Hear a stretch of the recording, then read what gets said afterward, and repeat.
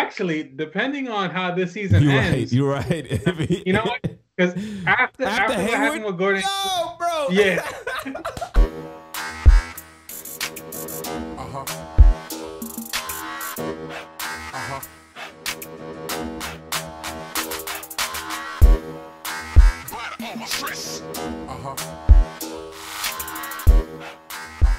All right. And what sucks is that I remember during just real quick, I remember during off season where Knicks were in talks to acquiring either like trading for either Chris Paul or John Wall, and everybody was like, no, no, we don't want to do none of that. And now look at both these players killing. I ain't gonna And front. I was one of them saying I don't want none of that. I don't want John Wall. John Wall and Chris Paul, they killing, but you got to remember, like, the contract situation for the both of them.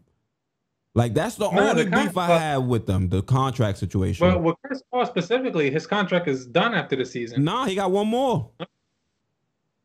No, I think this Nah, is he no. got one Well, more. he can opt out. He He can yeah, opt but out. he not finna opt Yeah, out. Who giving him 40 some mil? but actually, depending on how this season You're ends, right. You're right. you know what?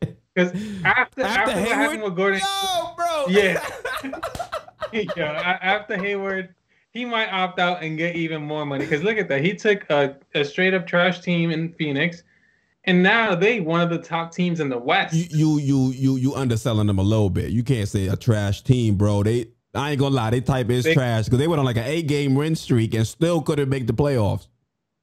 Like they didn't lose a single game in the bubble and couldn't make like that means that you were trash. Like they were with the 14th seed before the bubble or something like that. Like I don't know. I don't know who they invited. I think they invited like the top 10 or 11 seeds, something crazy.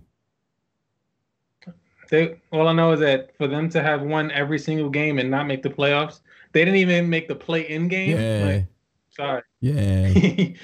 that team was dirt. Chris Paul doing his thing. Like I'm not. I knew any team with Chris Paul is going to be respectable. Excuse me, but my biggest issue was that contract.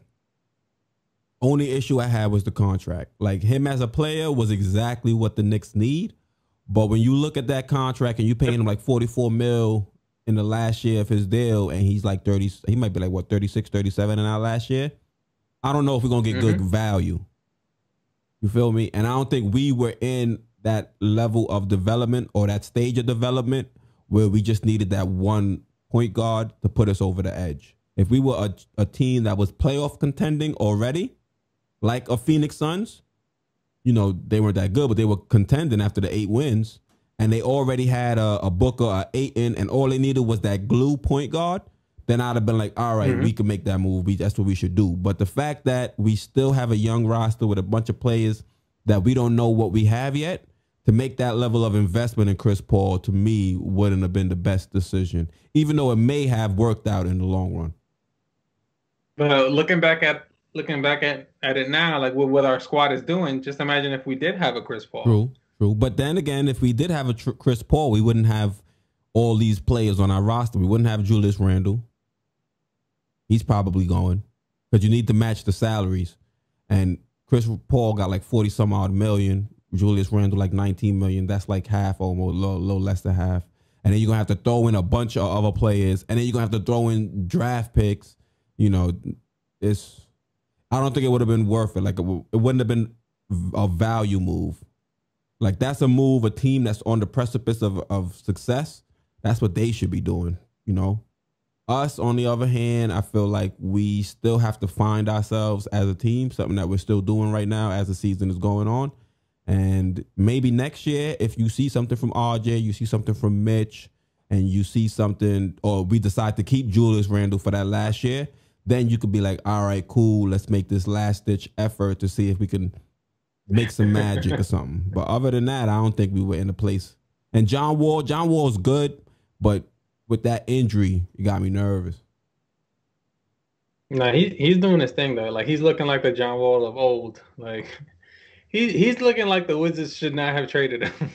That's what he's looking like. He's looking like the Wizards should have kept him because Westbrook ain't working out. But yeah. All right. So the last thing go ahead. No, go. No, go. No, I was just saying the Wizards don't look good with Brickbrook. Hey, you could say I was wrong about John Wall and Chris Paul, or you can assume I was wrong, but I was definitely right about Brickbrook. Definitely right about Brickbrook. They first win came without him. I'm trying to hear that Yeah. they beat the Nets or whatever. I think the second game, but did they beat the Nets? I think they won because I was like, Yeah, they're gonna lose. They got set up. Yeah, no, they won. yeah, but they didn't win the first one until they had Westbrook or Brickbrook on the bench. So glad we didn't trade for him. I don't think he is. I don't think he contributes to winning. He contributes to No, he stats. don't. Yeah. No, that's exactly why he wasn't one of the players I mentioned. Because he ain't it.